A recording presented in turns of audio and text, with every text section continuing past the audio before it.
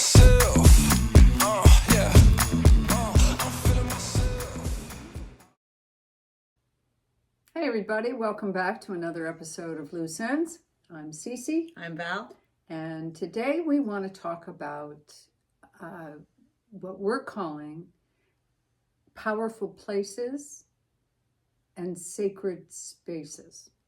So it's a broad category, and it was kind of initiated, I think, primarily by Val's experience of visiting Stonehenge. And if you haven't listened to that episode, she talks a lot about that. I think when we taped that, end of May? Yeah, somewhere back then. Yeah. So, do you want to start us off maybe with a little bit on Stonehenge and why it was so powerful for you? Well, one of the things, we were very diligent in going, and, I explained this before, I think the Halloween episode, that there are two opposite days. You have Halloween on October 31st and May 1st, which are 6 months apart. Okay. And those 2 days are when they say the veil is thinnest between this world and the next. Okay. So in Ireland, they walk the ley lines, and, so we were specific. Wait a minute. Ley lines. Ley lines, energy lines in the earth. Okay. Who says they're there?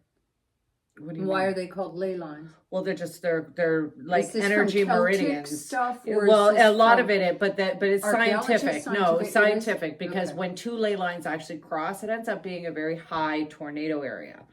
Oh shit. Yes, because it's an energy. Do you know where some of them are? I know that there's two that cross right over Woodstock Hospital, and right, was it the hospital? Not the hospital, but you remember down by Ontario? Yeah, remember by the highway there, where Quality Inn Hotel is on top of it. There's two ley lines right there, and a tornado came through there in 1977 and ripped it up. Well, so yeah. Oh, anyway. So they attract. A little scenic detour, folks. Yes. Back onto the main drag. Ley lines are energy fields in the but I think those sort of energy fields, like we felt it at Stonehenge, it was heavy. It was a heavy, heavy day.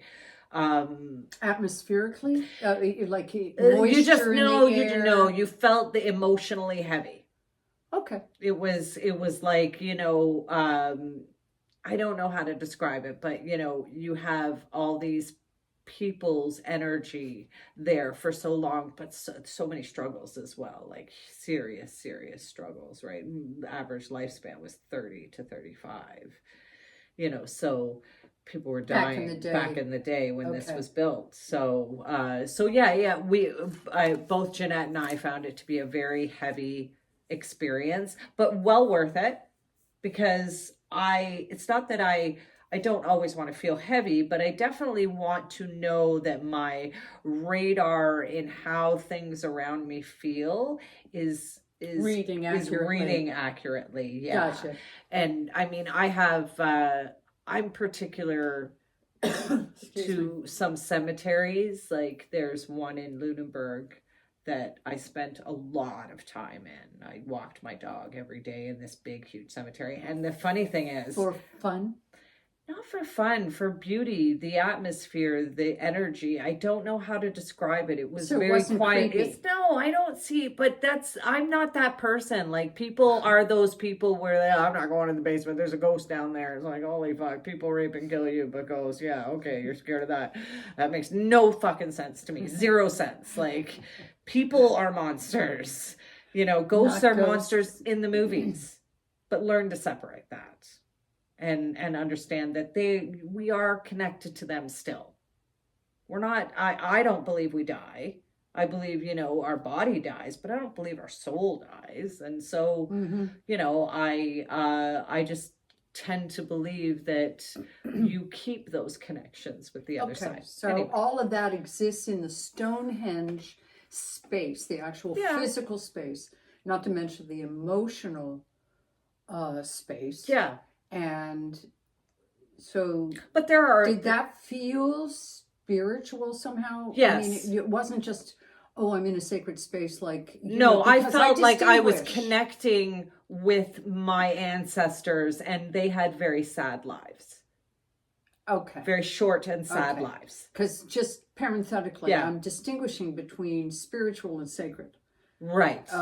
You can go into places that are sacred places, but not feel particularly spiritually connected therein, and vice versa. Totally, because there are places. I do think, like in nature, let's say you're in the middle of a forest, and that would be a common area where both you and I might feel like we're in a natural cathedral, looking up at the trees and feeling as though we're in a sacred space, because we're having that spiritual it's connection. funny, when I was in Nova Scotia in September to do my mom's ashes, and so I went touring around, because I used to live in Lunenburg, so I liked the landmarks of Lunenburg, and Lunenburg to me has a lot of sacred spaces and places. I don't know how to describe that, but like even in my house that I lived in was severely haunted. There's no question about it. But it wasn't, we then, my mom and I decided, okay, we were having nightmares in the house when we first moved in. And it was weird because we were both dreaming about nightmares about rape. Oh, goody. But turns out our house was the doctor's office, and this is where all the abortions happened. Oh, fuck.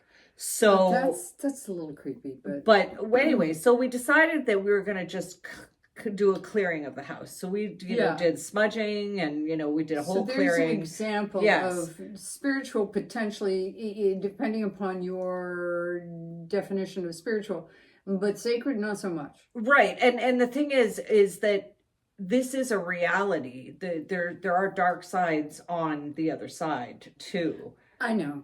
And so that's the reality, but it's about changing Pollyannish, idealistic self doesn't ever want to pick up the piece of paper and look at what's crawling underneath, or the rock. Yeah. Although I'm willing, and I've become an expert at it, and I help other people do it, I still have a particular aversion toward relinquishing some of my idealistic desires about the better angels of human nature. Right.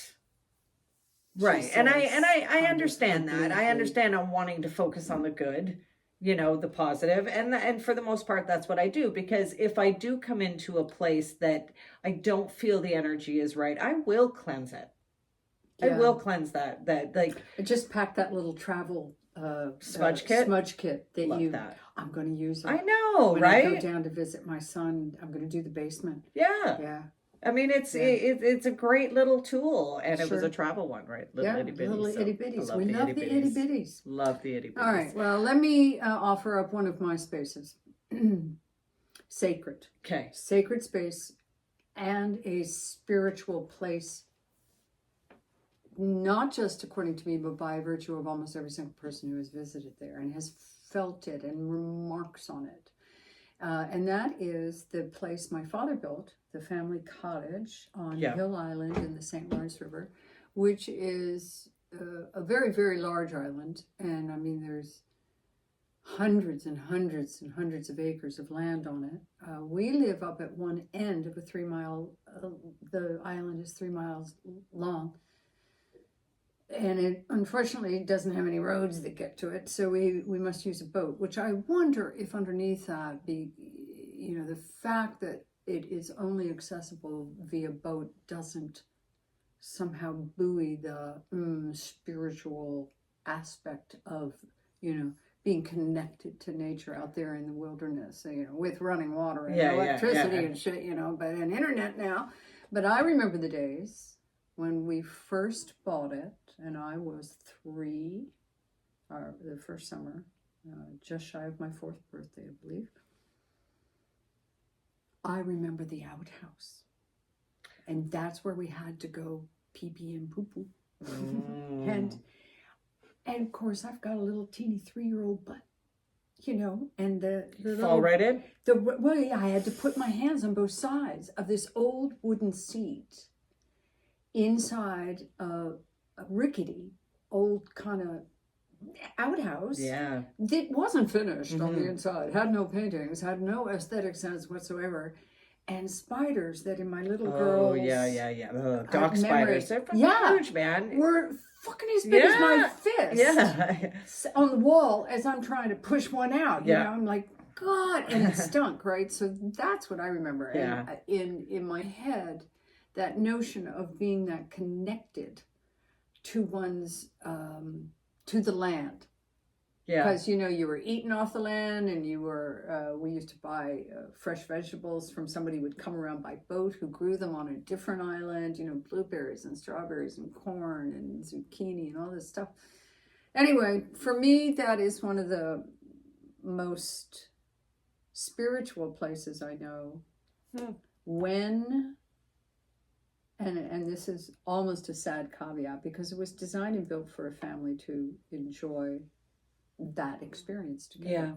to reflect, to renew, to remove themselves from the enervating business of tending souls, which is what my father did for a living as a priest. And you have done with the trust program. And Sure. And so every summer for 2.5, 3 months, he'd bring us up there and drop us off. He got 2 months off, and we got there 3 months, June, July, and August.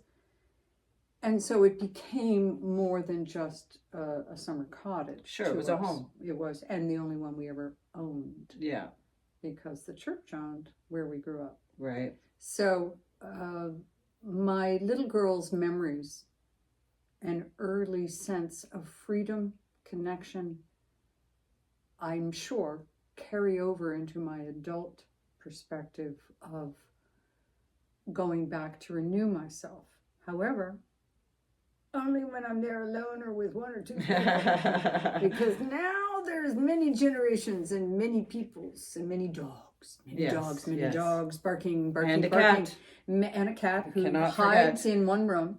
But, you know, and many boats that are going by, and there's an increase of boat traffic. There's just an increase of everything. Yeah. But there wasn't during the pandemic. We had a great time there. 68 years, however long it's been. And so the dogs bark at every single fucking boat that goes by, you know, danger, danger, it's a fisherman come to kill us all, you know, woo. Anyway, that's one of my, and all the guests, you've been there. Yeah. Everyone, and how many trust programs have I run there? And there's just a lot of love absorbed in those walls. I believe that, you can feel it. So it makes it this sacred spiritual place. Okay. And you can feel that energy, you know. Agreed, yeah. Right. So, another place you got? Yes. One of the very first places that I was able to really feel was probably back in the early 90s, and it was a place that I still like to go. I don't get there very often anymore, but is Crawford Lake. Crawford Lake is in between. It's just in Campbellville? Campbellford? No, Campbellville, which is right outside of Milton. So Milton, Mississauga. Right. So Campbellford north is right in there. Lake, north side of the Lake Ontario. Yeah. And so they have a man-made lake called Crawford Lake. In that it's conservation area. You go hiking, and then it leads to another place called Rattlesnake Point. Yes, and but I've not been there. The first time that I ever went, I had my very first spiritual experience. Which was? I was walking through the woods with... Because that's different than a spiritual place. Yes, but I still equate it I've as had a the lot same of spiritual because... experiences in the car, for fuck's Yeah, sake. no. But I still equate it with the place because it fits. Gotcha. Okay. Yeah. So, but anyway, just to Crawford Lake has like a built-up version of I believe it's the Sioux Indians. Of how they lived, or their longhouse, like they have a whole built-up area that you can. And so a lot of schools and go through just to see how the natives lived, and so it's where I learned a lot about companion gardening and stuff like that. But anyway, so first time getting there, and we're reading we go through Before you go through the story, though, can I ask you a quick clarifying? You said a long table. Longhouse. Longhouse is a longhouse is where everybody lives. So nobody has their own little places. Everybody lives. And so this you have is a in the big Sioux I believe it was Okay, it doesn't. Okay, it doesn't matter. Yeah, I don't think it was Sue. So everybody was in one big house, long... right? Like it almost looks like a big barn, and you Okay. have like pelts everywhere, like, Oh, and that's how wow. people are sleeping. And then maybe there's a fire in the center, And the a kids hole are up running top. around, and Yeah, everybody just sleeps in there together. right. Gotcha. Yes. Do they eat in there and shit Yeah. too? Everybody Yeah. does everything in there. Yeah. Except P and Yes. They have an outhouse. Right. No, I don't think they have an outhouse. No, I think but they went out in yeah. nature. But they went Yes. out. Yes. Of their Yeah, house yes. to be- I imagine. Yes. Okay. But they would show like Anyway. smoking houses and all that. So it was really educational, and it might have been Mohawks, but anyway, we were walking through Crawford Lake, the conservation area, and we were walking towards, which is about 5 kilometers towards Rattlesnake Point. And I was with a guy friend and a girlfriend, and they were dating, and we were just all going on this hike together. Okay. Are you walking in front of them? I trailed behind them about 5 steps, and all of the sudden, I see this native man in a loincloth running with a spear, and he runs by me and my hair moves. I can feel my hair move. Like how close he runs by you? Like right here. Like He's 3 right feet. Here, right Like here. 3, Not 4, even, 5. like 2 Yeah. feet. Okay. Right by me. Really close. Really close. And runs right by them. And And I go, did you just fucking see that? And they turn around and go, what? And they were like, nothing. Nothing. And I was like, oh, nothing. You know, I didn't know what to make of it. It freaked me the fuck out. How long ago was this? 1994. 94 was a turbulent year. That's the year I got divorced. Yeah, 94. That was the year of the divorce. It was pretty crazy. Yeah. But it was an experience. And but later found out, because I started doing meditations and trying to connect with that person. He's a spirit guide of mine, and his name is Crowfoot. Crowfoot. Crowfoot. Oh, Crowfoot, not Growfoot. No, Crowfoot. Okay, Crowfoot. Yeah. I wonder if he's fleet of foot, like a crow. No, because Crowfoot. Yeah, what's his name? Have you seen him since, ever again? Oh, yeah, we did many meditations together. He actually guided me through a very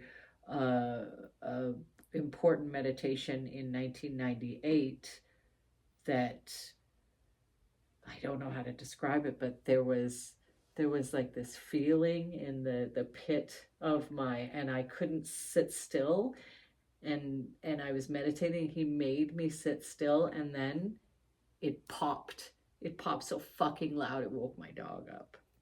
Popped right out. I don't know. Popped out of popped. I don't know. It was like this thing. But it was, remember, I think I've told you this before. I could never nap my whole life. I could never nap until around 30.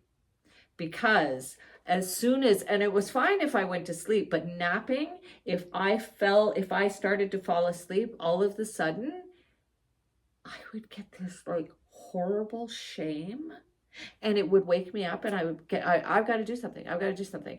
And I would move. And it was this deep seated shame. Yeah. And it popped that fucking night. From the abuse? Yeah, and it popped.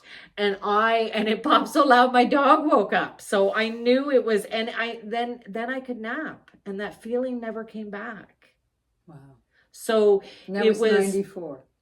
The pop was but that's when I met him. And then years later, I was doing a lot of work with him individually. And I mean, I know I say that, and then people think, oh, you're fucking crazy. He's not real. But it was real for me. And it's like, but if I see him, isn't it real? But it wasn't even like that. Like, he brought me through memories. As a 3-year-old, he would be holding my hand, and we would be walking through the house of, trying to get my memories back. Yeah. So he was very instrumental. I've had that experience, although not as distinctly and identifiable with whom, air quotes. I had no sense. I just knew it to be a guide, a presence, an accompanying, a companion. But that's it. Yeah, and now that I'm talking about it, he was Huron Indian. They were Hurons. Hurons, So indeed. now that Okay. I'm getting into the energy and connecting with it again, now I'm starting to see exactly That what it makes was. more sense to me. Yes. And that's because that's where they were actually situated. So, Sure. but it's just, to me, it was such an experience, and it carried me through many years later. Yeah. Yeah. So it's and I still Well, find the place sacred. Yeah, if you go back and Yeah. return to it. I'm thinking now, with the exception of what I call the river, there are not many places, actual physical places, where I equate spirituality. Yeah. Now, that may also be colored by early childhood experiences up until adulthood and beyond into parenthood, with a close association and adherence to a Christian lifestyle through association with the parish, and tithing and all of that good stuff. And so that association of relegating, although they would deny this, and I think most people intellectually do deny it, relegating spirituality to a place, i.e. church on Sunday mornings, to me always seemed way too small. You and I have talked about this before. It also seemed hypocritical. Yeah. Because I knew too much, and I knew the kinds of conversations that people had outside of church that didn't support what I heard promoted in church. Yes. So I've grown away from that notion of a place holding that power for me. In fact, it doesn't matter about the place. And some of my most intense, I call them communications. I call them, conversations. And a body of information is delivered like a gas pump. Yeah. In an entire scene, like you're watching a movie, but it's all delivered at once, all it complete in an instant. Yeah. That to me is it's I have those a lot. It's funny. I totally get that, because there was a time in the late 90s that Arizona called me. It called me, and I wanted to go, but I couldn't afford to go. I didn't have the funds. I didn't have any means to go. But everything that I desired, that I thought Arizona could give me, was being given to me slowly in other ways where I was. I was able to do a medicine garden. I was able to, work with a shaman. I was able to do all these things I thought I had to go to Arizona to do. But I didn't have to do that, right? And I mean, I don't think it, I think what resonates or what stays with me more is if a place doesn't feel good. My sister built a house in the mid 90s, in Woodstock, or maybe late 90s or whatever. But I hated this. But I mean, now she was extreme. She's not like that anymore, but she was like sort of, keeping up with the Joneses. And they had a grand fucking a grand piano in the and nobody, and I'm not kidding. Nobody in the family played the piano. Nobody was even taking lessons to play the piano. But here's this big, beautiful black fucking grand piano in the middle of the fucking living room, and just to show people, look what we have. And so it was bizarre to me. So that whole house was up, but my sister would ask me to stay over many nights, and I would go, nope, I'm not staying in this house. And I believe it had something to do with an Indian burial ground, but it was just, the energy was not good, man. And they were like, get that fucking baby grand or grand piano off my fucking land. You know what I mean? You fucking privileged bitch. Yeah. I mean, God bless my sisters. I don't have that kind of relationship with her now, but back then I was just like, really?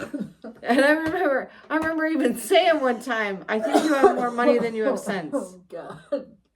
So, but Oh my God. She's in a much better place now. Much better place. And she's still alive. I'm just thinking, do we need to edit this whole thing? I don't know. Because I don't know. she's a decent woman. I You love know her. what I'm I love saying? her. She's my sister, but she also knows that she. And this was a long time ago. Yeah, she's drastically The changed. house This was the was late really- 90s, That- right? oh, well, see, it was probably 94 for Yeah, fuck's like sake. it was the late Everything 90s, was yeah. falling apart back in the 90s. I'll tell you what. But yeah, it's still, I But don't then know. we got Friends and The West Wing Yeah. and The Sopranos Wow. and Mad Men. See, for And me, I life was, got better for a I short was, period of time. I was like sort of, depressed because Twin Peaks and the X-Files were done, right? Oh my because God, at home, we are so I know. opposite sides. I at that know. point. Oh my God. Back then, yeah. Yeah, no, now I I've tried didn't. to watch Twin Peaks again. I got to like 3 episodes. I was like, nope. Because all I keep thinking is that final fucking episode of Bob creeping up the Oh, fucking no, bed. no, Like, don't even talk about it. I know. Bob coming out of the closet. Ah. Down at the foot of the That's bed what I'm and talking flying about. up over, the look on his face. I don't know No. who that was, but I'm sure he never got another role. I wouldn't hire that guy. No way. Oh, that was brutal. That was brutal. Okay, well, on that note, how about, have you any more feel-good stories? Oh, Have I you got a do. I feel-good have one. story this I week? have a feel-good story this Good week, news, and good it's it's really cute. And Okay, thanks for that. so laugh. we've got this guy, Charisse Sabash, who is all of 14 years old. Okay, and he lives in. Where does he live? He lives in Snellville, Georgia. Okay, and he went Snellville. And he went to the Young Scientist Challenge, and he built this little device with the help of AI that was a handheld device that detects pesticide residue on fruits and vegetables. Oh, well, good for him. And literally 70% of produce in the United States has pesticides on it. Oh, I believe it. I believe this little machine. They even come out with a list of the safe ones and the unsafe ones, Yeah. and how to wash them. So this kid won $25,000 cash. Good for him. And the award for top young scientists. Good for him. And at 14 years old, and this little device. And I thought, what a wonderful little device. What are because they gonna I do would with the buy. device? Are I they going- hope they market If because they I could would buy mass that. market it, if they could scale that. Right, I would buy that because you could easily see a difference between our market vegetables that we get on the corner during season to what is in the grocery store. So I love this kid, and it's all because his mom, every time she brought home the groceries, would say wash that, and he wanted to know if washing it was really making a difference. And did it?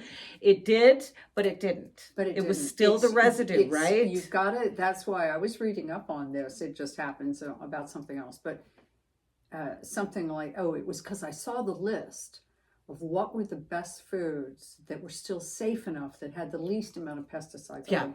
And a lot of them, the ones that I like, yes, are on that list. Yeah. Like an avocado. Yeah, they can't fuck with that. The skin's so thick, it's not going to work, but then they were also saying things like strawberries, check the source, and here's how to wash them, and it's got to use in soda water or something? Yeah, that I forgot. Or but I thought not it was soda white water. vinegar. I thought it was white vinegar you added to regular water. Soda powder or something. That's what I thought. And then let it soak. Yeah.